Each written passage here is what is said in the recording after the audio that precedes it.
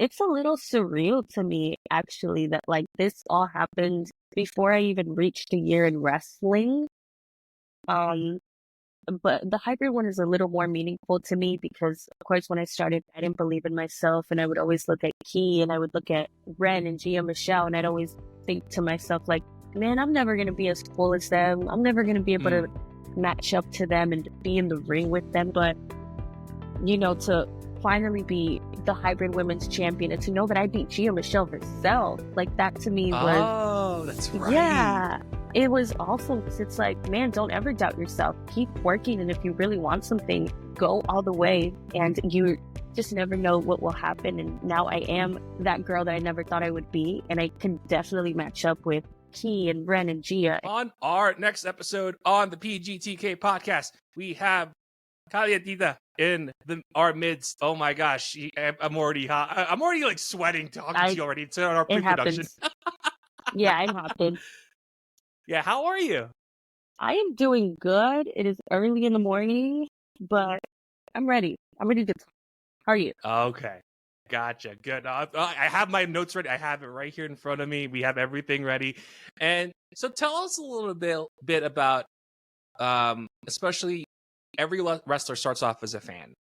And what was that moment for you to say, hey, I actually want to watch these wrestling shows even more? Oh, man. I guess from the very first moment I started watching wrestling, I think something happened to where I was like, I became attached to it. And I just wanted to learn and know more and more and more and more. And I think once I started watching it live on TV, because when I first started watching wrestling, it was just like YouTube or whatever. I had to dig and find the channels and stuff. But once I did start watching like weekly, you know, when I laid my eyes on Dean Ambrose, like my entire life changed. And I had to see him every week. And thanks to being so in love with Dean Ambrose, I ended up falling in love with all of the wrestlers and essentially all of wrestling. And I had to watch it all the time, always. Do you remember like a match or anything in particular? Or was it just a blanket, I'm going to go watch every week. I'm going to do wrestling now. Was there like a moment that you saw that made you into a fan? I don't know if there was a specific match. I do remember my very first ever episode of wrestling, though. It was an episode of SmackDown, and the first match was Goldust and Cody Rhodes versus Ryback. And the women's match for that. That's a deep cut. I know. Like, who remembers that? But I do, because that's how special it was to me. And I remember the women's match was like Nikki Bella versus Eva Marie, and like Summer Rae was special guest referee. And I was a little 10-year-old girl. Like, that to me was like everything. Like, I just fell in love with every single part of that show to where I can remember what episode was my first ever. But it wasn't a specific match. I think it was a collective of just all the wrestlers and how cool they were to me as a little 10-year-old girl, you know? And, of course, Dean Ambrose evolved into Moxley. Yeah. Did you follow him in that journey, going from the Shield Dean Ambrose all the way to Jon Moxley in AEW and like New Japan and the other stuff that he's done apart from WWE? Oh, yeah. Like, I think the first episode of Raw I watched was when the Shield broke up. So when I started following Dean Ambrose, it was... Wow, okay, that's a curveball. Yeah. So I started watching Dean Ambrose since his singles run started. And I don't know what it was. Maybe it's because he was beautiful and little 10-year-old girl me, you know.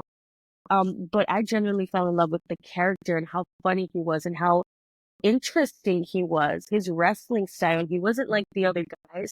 And I just thought he was the coolest thing in the world. I still do think he's the coolest guy in the world. I was so obsessed with Dean Ambrose that I would call myself my shoot name Ambrose. And for the longest time in school, nobody knew what my last name was. Everybody thought it was Ambrose. And they would be shocked when they found out it wasn't. But yeah, when he left WWE, I was really sad. But I definitely supported and followed him.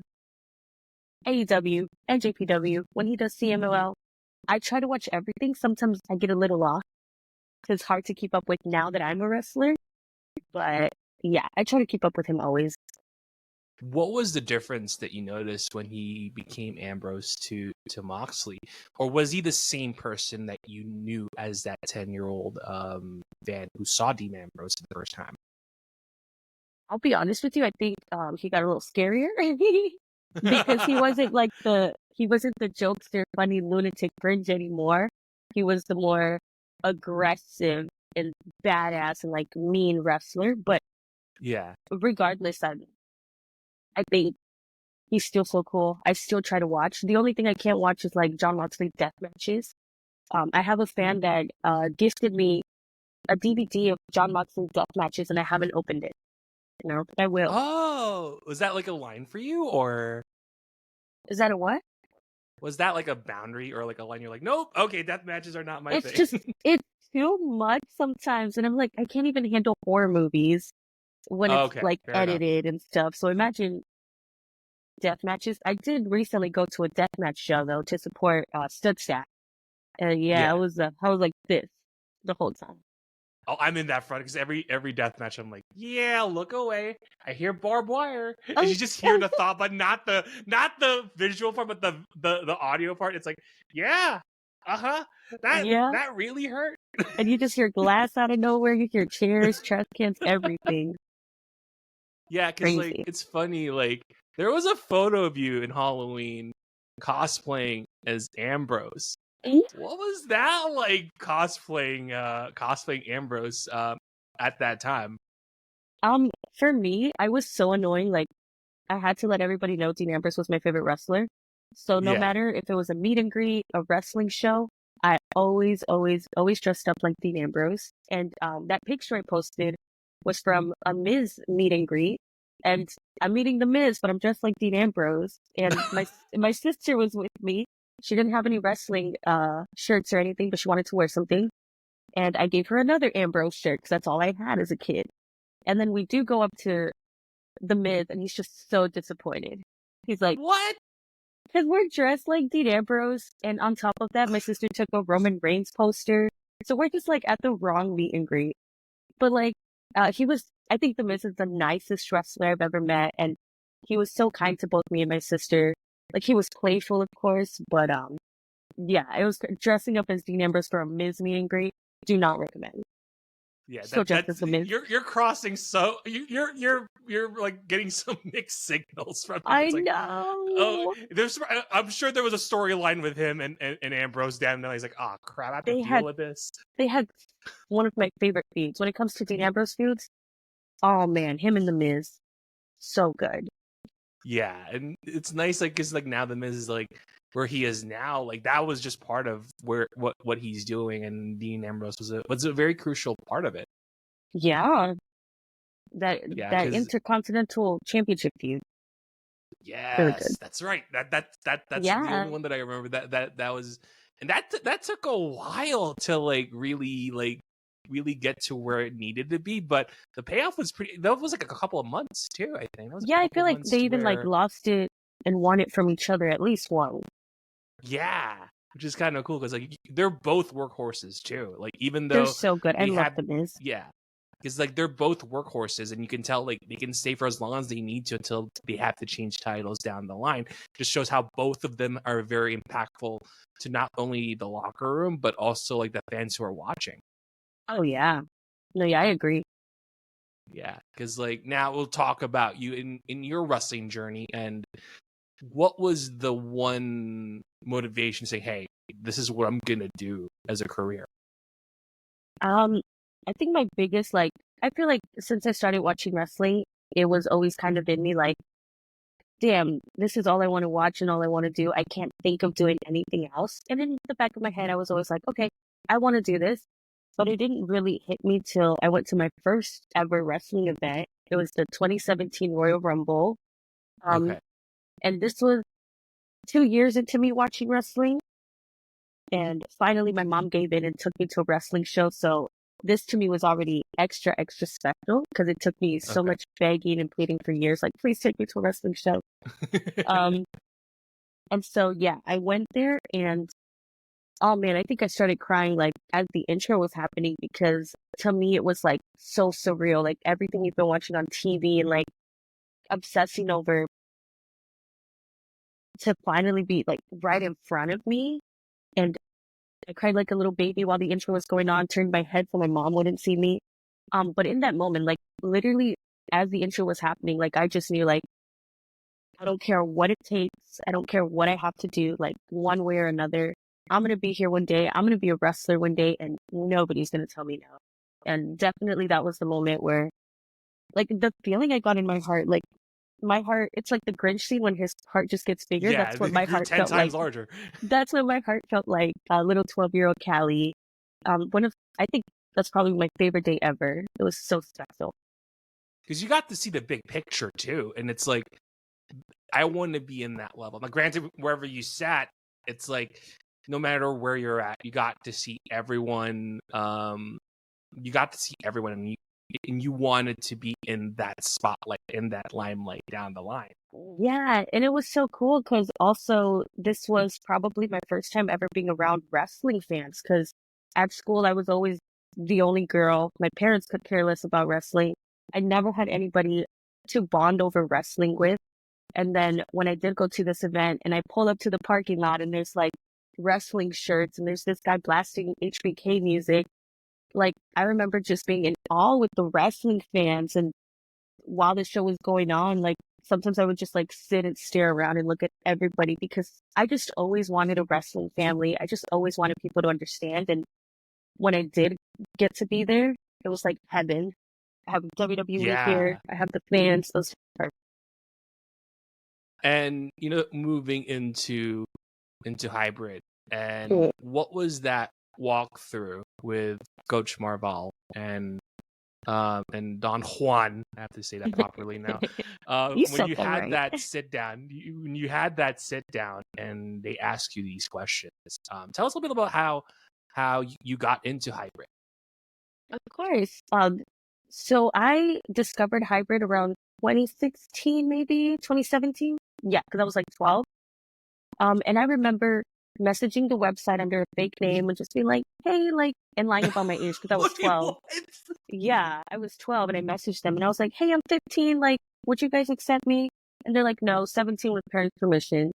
So I tried a few months later and I was like, hey, I'm 16. Can I try now? They still said no, 17 with parents' permission. And so I gave up for a little bit. I was like, fine, let me get older. When I did turn 16, I kept bothering and bothering. For real this time. Like, I finally got myself a job. I said, Mom, you have to take me. I messaged them, and I think after bothering them so much, they were like, fine, we'll let you in at 16 with parents' permission. Okay. And so my mom took me to meet with Marvel. At the time, John Juan wasn't there yet. It was just Marvel and Coach Mark, who's not there anymore. Loved him, though. And yeah, I remember he gave me a tour while class was going on. And at the time, like Maddie was there and Key was there, Ren Sinclair, my God. But like they were there and you get to walk through the school. And if you ever get a chance to go to hybrid, like I highly, highly recommend, like you just walk in, the walls are filled with like wrestling history, but hybrid history. You walk in, there's 4 rings. It was like heaven. It was gorgeous. And then after that little tour, I think I didn't start till maybe like a month later. But yeah, that first day. Whoo. That first day is crazy. Good. Well, let me tell you. So every Monday we have something called cardio day, where we do this thing called 5 sets of 50. I won't go into too much detail because it's too much explaining, but at the time, Coach Mark was our cardio coach. And I remember the first day he was like, don't even try doing it. Just do 5 sets of like 15. And I was like, what the heck? Like I could do more. No, I couldn't. I couldn't. Everything hurt. I wanted to throw up, but I've never thrown up at hybrid, thank God. And it was the most brutal 3 hours of my life, like ever. Especially because I was like 16, overweight. I had never done a sport in my life. So I literally got thrown into there without like anything athletic wise. And the next day at school, I couldn't walk. So that was fun. Because like, especially when you started to know your body, knowing your limits, how did you know that you can push yourself as each training day goes? I honestly didn't believe in myself in the beginning because every day was hard and it never felt like it was getting easier. But Coach Mark, oh my gosh, I love him so much. He pushed me when I couldn't see it Okay. for myself at all. And I used to think he was like so mean, and it's like, why is he like yelling at me and why isn't he being nicer?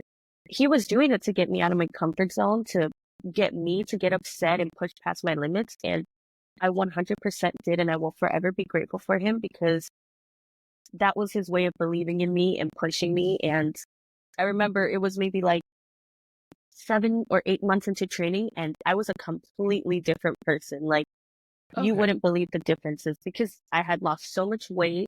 I looked different, and I could do way more than I ever thought I could. So all props to Coach Mark. And of course, like every wrestler in the school, and you had your time as a referee. How did you actually learn the basics of wrestling, even though the referee is kind of like an underutilized part of a wrestling match? How has becoming a referee made you learn the basics of how wrestling is?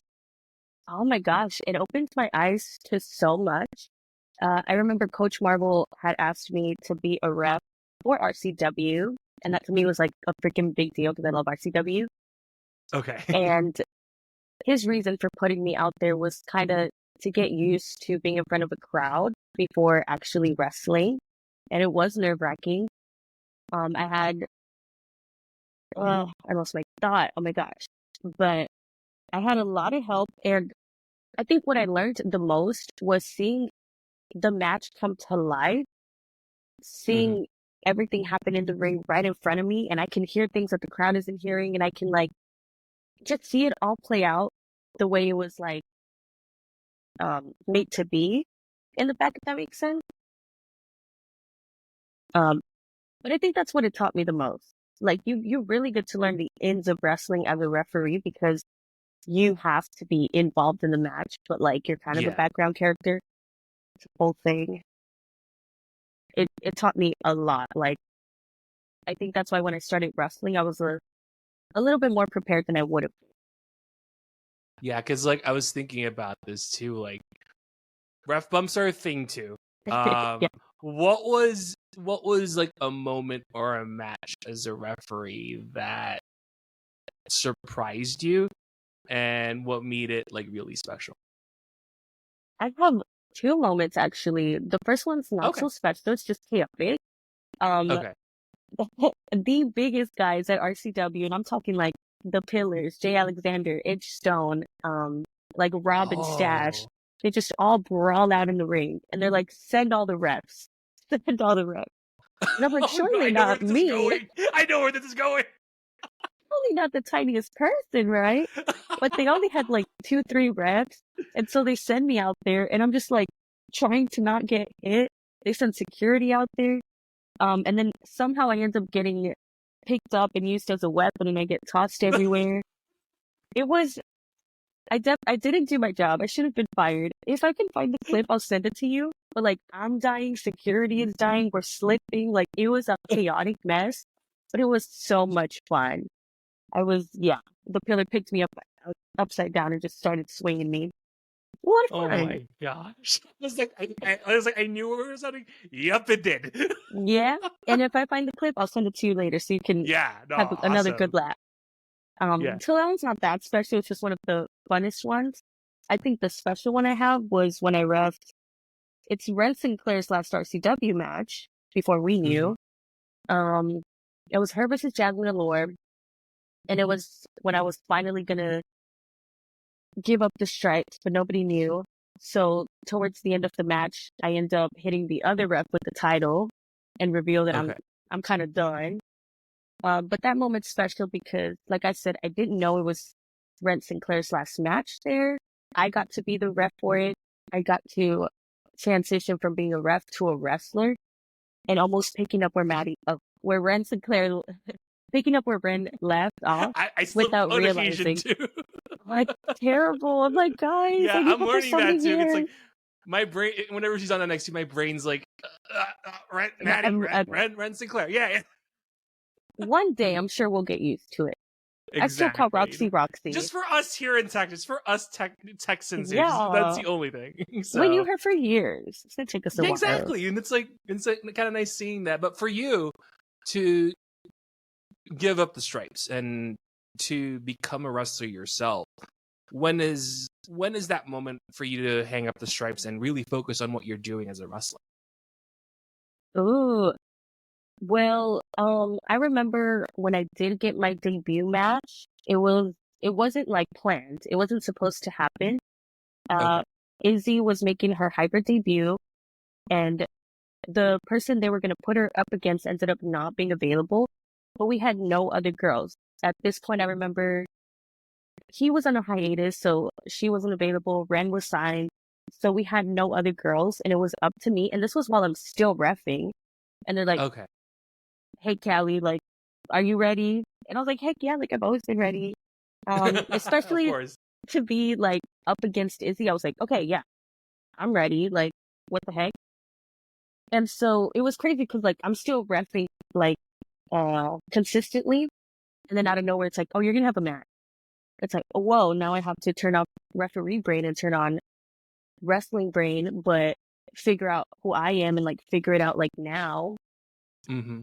And so I have that match, my debut match against Izzy, and they still want me to ref after, and I had to talk to Coach. I was like, Coach, no, like this doesn't feel Because right. Like, you're already doing in-ring stuff already, so it's like adding stuff to what you have already. exactly. So I did talk to him, and he understood.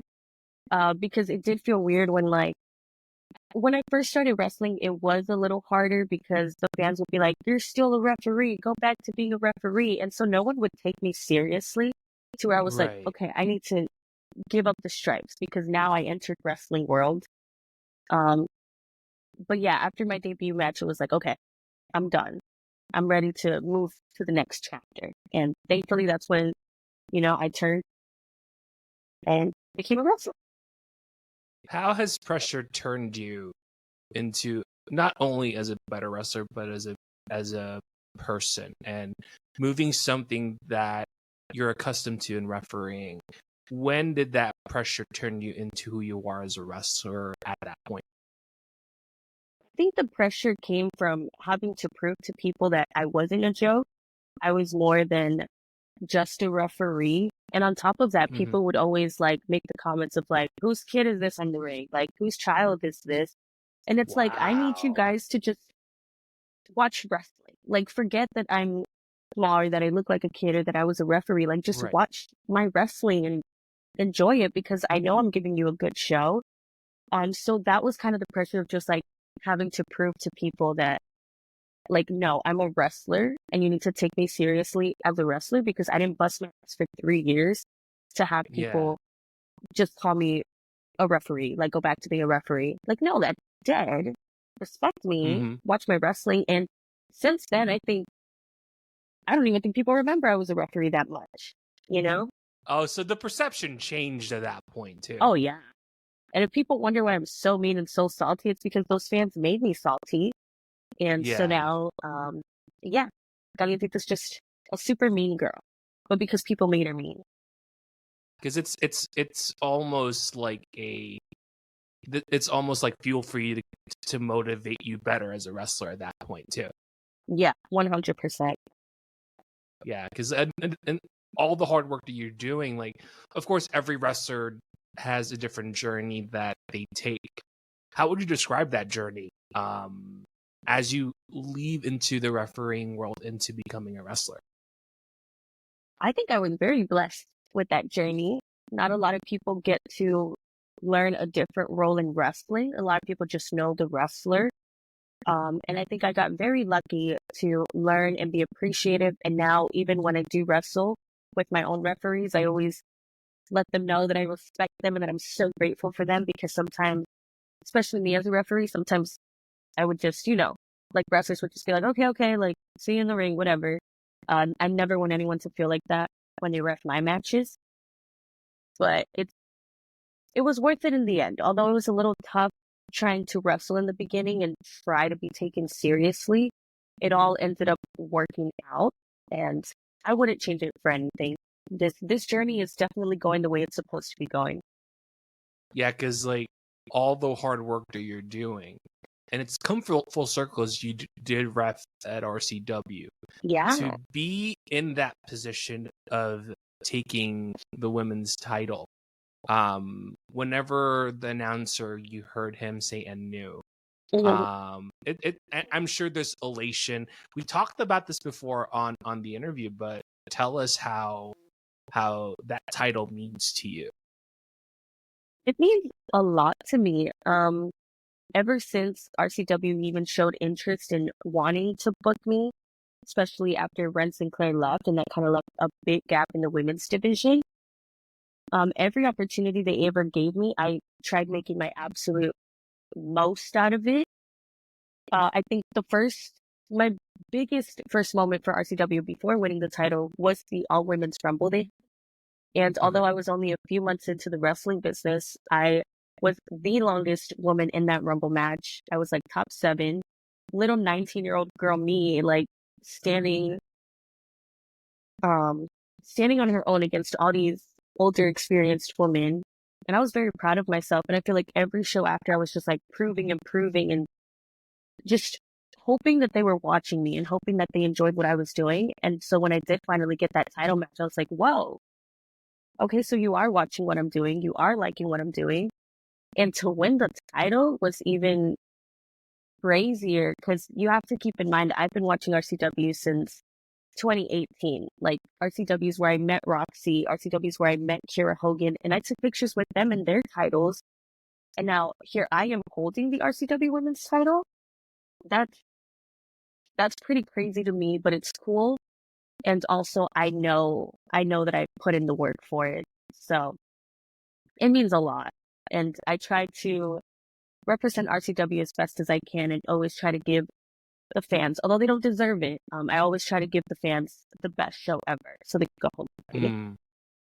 Yeah, and also with the Hybrid School of Wrestling Women's Championship and being the youngest to hold it, to have that title, having this record be on your plate in your career. What does that mean to you? Because now you have not only the RCW but also the Hybrid School, to have 2 belts in that span of time.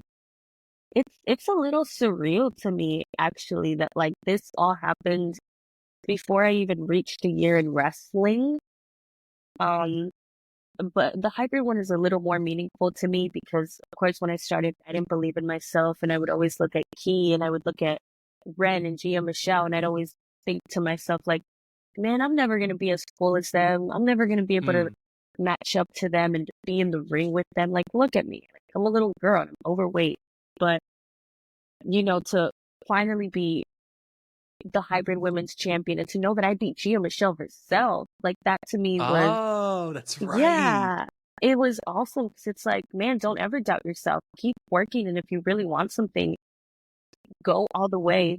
And you just never know what will happen. And now I am that girl that I never thought I would be. And I can definitely match up with Key and Ren and Gia. And yeah, the hybrid one is a little more meaningful because for the longest, I never thought I would, be as cool as the girls.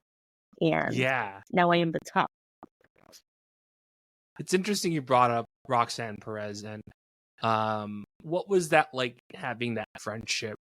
Even though you took that photo, but when you started having that relationship with her, how did that come about?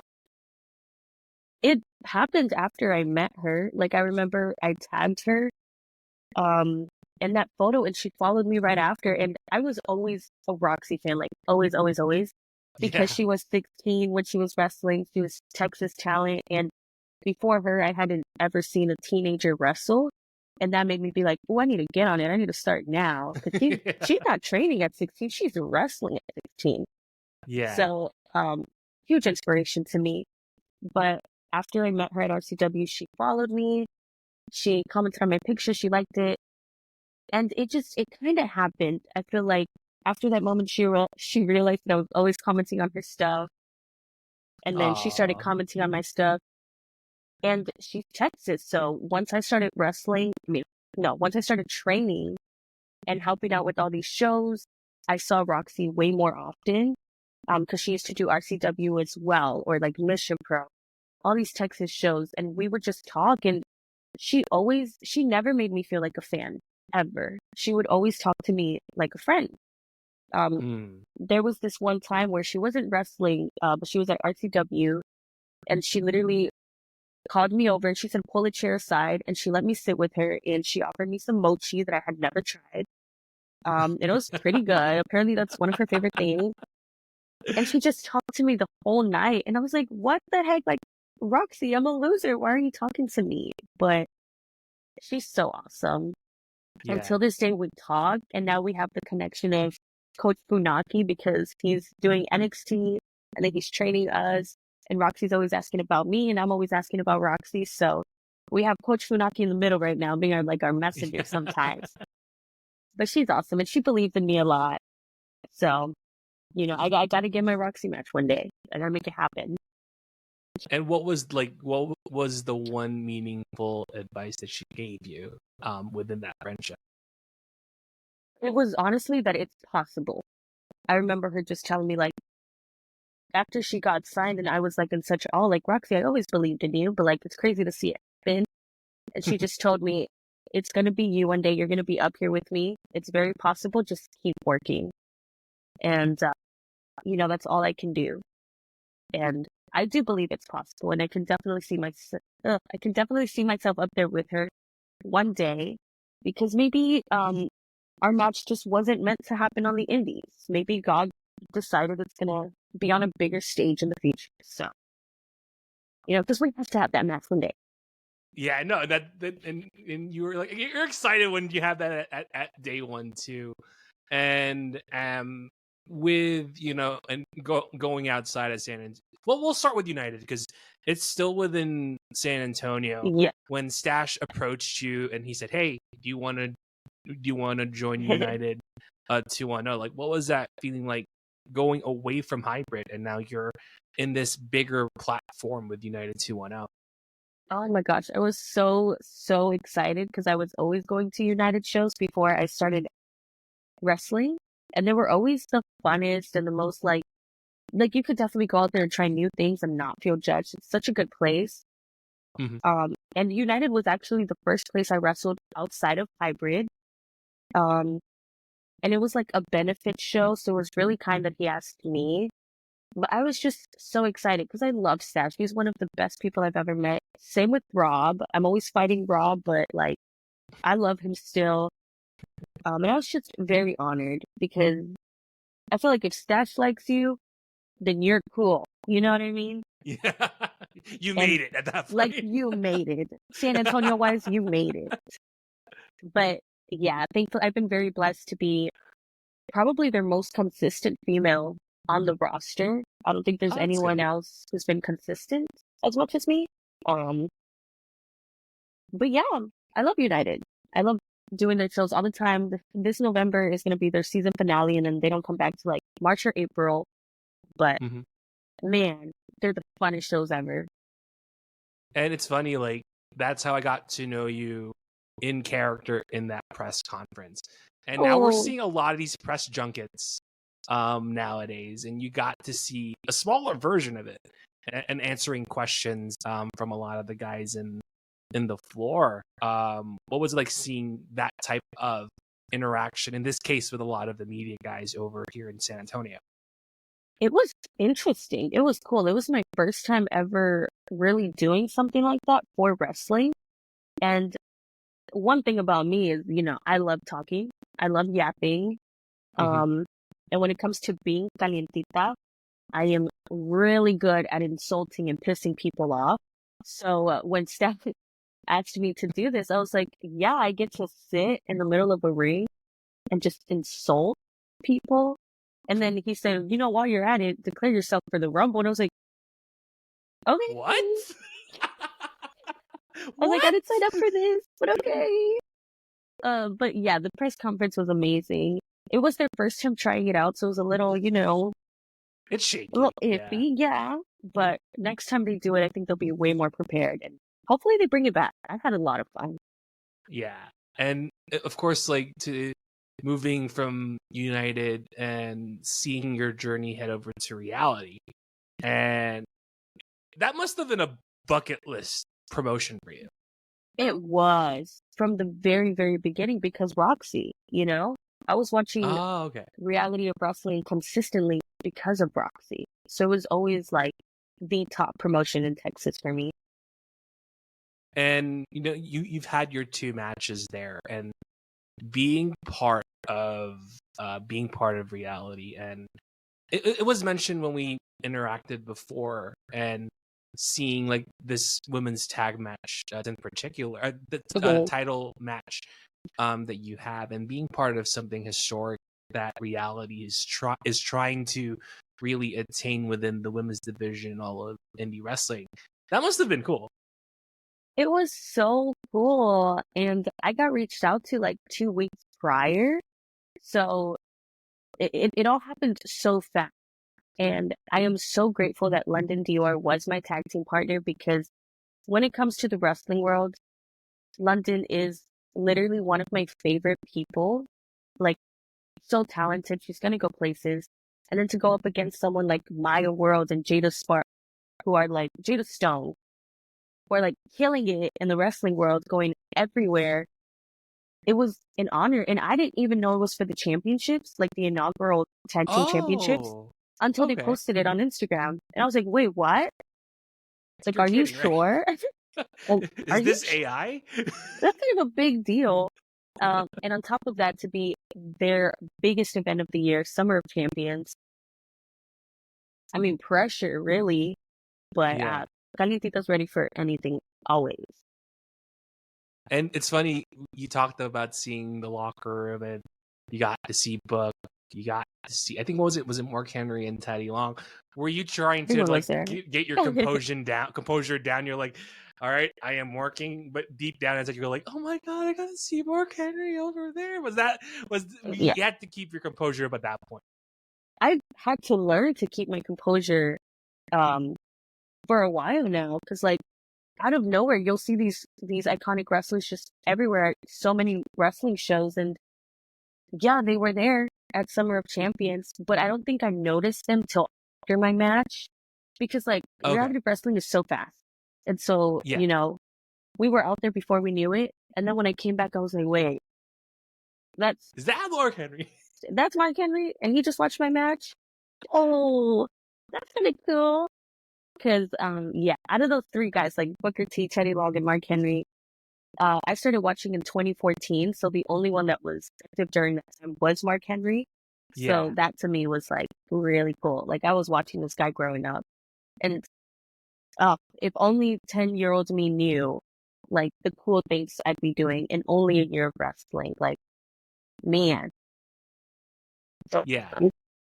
Because like, what was the advice that that Book or your peers, what was that feedback like, knowing how your match went during that inaugural women's tag match? I think the best advice I got was just because I think in those shows I do get a little more nervous. It's a lot more fast paced. Maybe I'm not as confident to be myself all the way. And I think the most advice I've got is like, girl, just let loose. Like, be yourself. You belong here. And you need to act like you belong here. So that's probably the best advice I've gotten, because I do get really nervous at those shows, Yeah. I am only like a year in, and to get that opportunity so quick in my career, it's almost like, oh damn, like the pressure of like I have to deliver, when I should just calm down and realize that I am there for a reason and they chose me for a reason. But yeah, it's probably the best advice I got. Interesting. And we're gonna go a bit more southwest with TWC. It sucks that this won't be at the time of Gangsters Eat Alone, but I do want to say this though. What was the handshake like from the lead, from the ownership there? Well, I actually did a little pop-up event for TWC back in May. It Okay. wasn't an official show, it was a pop-up event, but since that moment, uh, the promoter did always tell me like, "Hey, girl, we really want to use you. Like, we're slowly building up a women's division. We need women." Um, and although it's been a few months, yeah, because May to November, she kept her word, and she reached out to me, and I've been wanting to Shout out do Haley. Shout out TWC. Haley. We love Haley. Her initials spell out hot, by the way. Fun fact. So Yeah. I think she's Team Cali. You know, that's too That's coincidental. a hint. That's too coincidental. Come on, Haley. Uh, but yeah, she's so awesome, and she kept her word, and she reached out, and I'm excited. So nervous, but excited. I'm going up against Maya World. This will be our second singles match ever. And so yeah, I got a few tricks up my sleeve. I've been working since our last singles match, so hopefully it's a good one. What was like? How is it different? Of course, we're being fortune tellers and time travelers in the past, but like working with Maya coming into this match, how much have you progressed working with Maya the second time? Oof, I've progressed a lot, I think, because the Okay. last time we had our singles match was back in March. Okay. And it was my reality debut, so I was freaking nervous. I was shaking. She didn't get all of Kalientita, but this time I think I'm a little more confident. I know who I am, and I'm ready to give her a fight. But also, I love Maya. She's one of my favorite people. Yeah. And I've wrestled her literally in every sort of type of match ever. Like I've wrestled her in a fatal 4-way. We had our singles. We've had tag matches against each other, and now we meet again as a single. So it's gonna be good. Okay. And I want to bring this up too, and especially in your career, we're seeing this movement in the women's division in wrestling lately, and it's something that's building over the years. And for you to be involved in that movement, even though it's on an independent scale, what was it like to be contributing to that movement in in the women's division of wrestling? It means a lot to me. Like, I just think indie wrestling, even by itself, just has a huge, huge pool of talent. Like, just so much talent. I feel like I've never seen so much women's wrestling ever in my 10 years of watching wrestling. And everybody's just so excited. And everybody wants to, what's the word? Everybody wants to have some sort of input, for women's wrestling. And it's so beautiful. Okay. Uh, but it means a lot for me to be a part of this now. Because when I first started wrestling, I didn't think I would do that much or maybe pop off as much as I have. So now that I Okay. do get to go places and people do like me, and like the people I've met and the people that are aware of me now, like it's just so cool.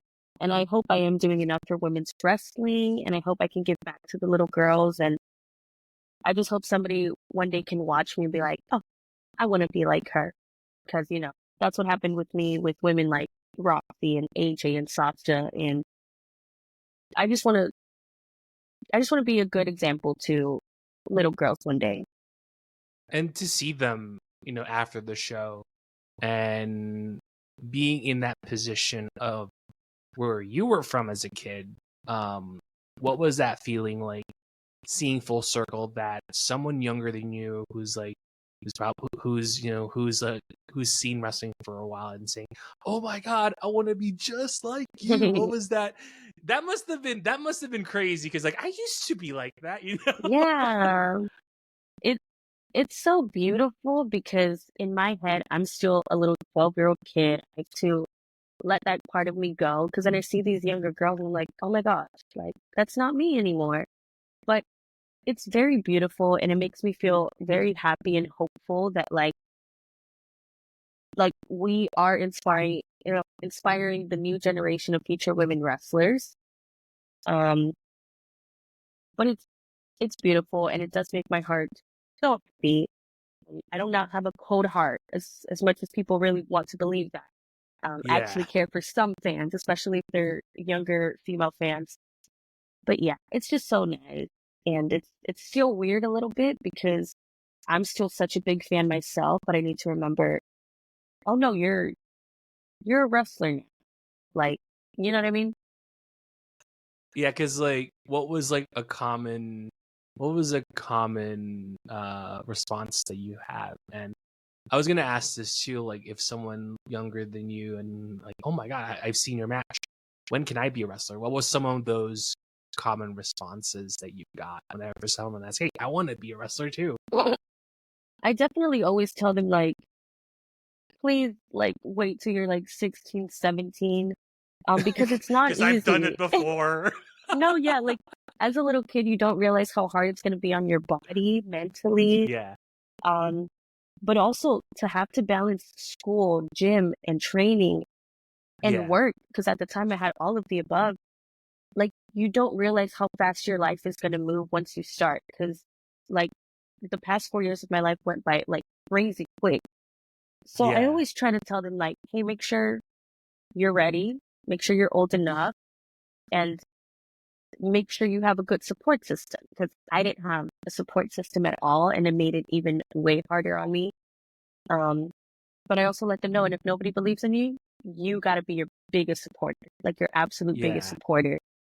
And don't let anyone tell you you can't do something because if you believe it, it's 100% possible. Yeah. Because like, how did that support system build over time? For me, Yeah. uh, oh, well, when I first started, and like I mentioned a little bit earlier, my parents could care less about wrestling.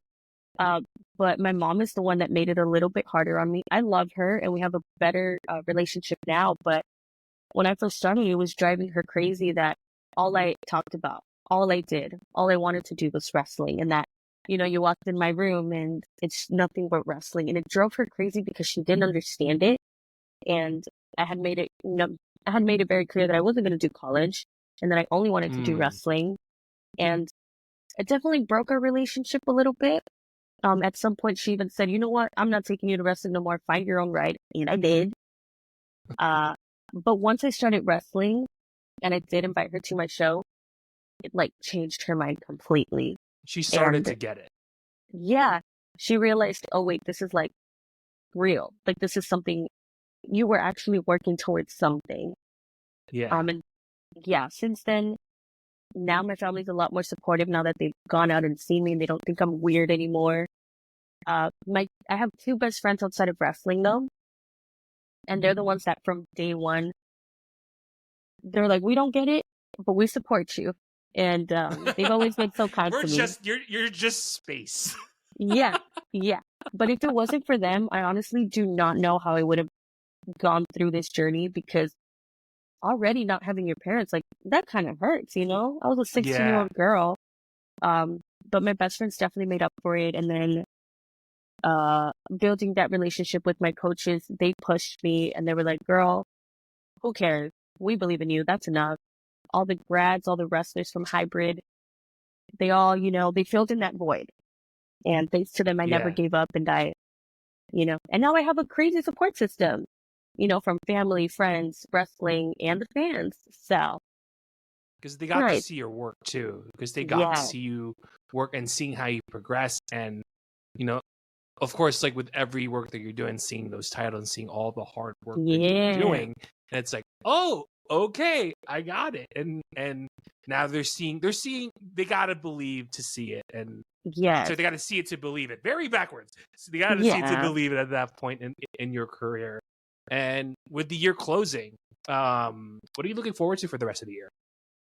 For the rest of this year, I get to wrestle for the first time outside of Texas in these next 2 months. And that's what I'm really excited for because it's like a challenge to see how I can entertain a crowd that knows nothing about me, and turn them into fans. That's the main thing I'm looking forward to. It's crazy how in these last 2 months I'm actually doing a lot of new promotions and places. But yeah, that's mainly what I'm getting flown out to Iowa and I've never been on an airplane and I'm really scared but What? You'll be fine. You'll be fine. I'm scared. But yeah, I'm looking forward to that. Kind of, 'cause I'm Like scared. the rule for me, my first time flying, and I do a lot of flights as part of my shoot, and the one rule that I have, um just sleep. Honestly, find a place to rest and trust the pilots. They know what they're doing, and that's the only Oh thing that man. turns off a lot of people. But the pilots know what they're doing. My one rule: go to sleep, listen to some music, and just rest, because like you're in good hands with whatever airline that is, and just go sleep and just rest, because the 3 hours in the airport are already stressful enough. So I've like heard. just from the time you go to the, because I've done that with when I was there a couple of years ago, and I sat on a plane, fell asleep, I woke up, I'm in Austin Bergstrom. Oh, I'm home. All right, sleep. What the heck? So there you go. So I'm sure like you'll have a good time in Iowa, and flying in, that must have been that's like, oh my god, they really do that, Yeah, that's what freaks me out. Like, oh wow, thank you. This is such a Yeah.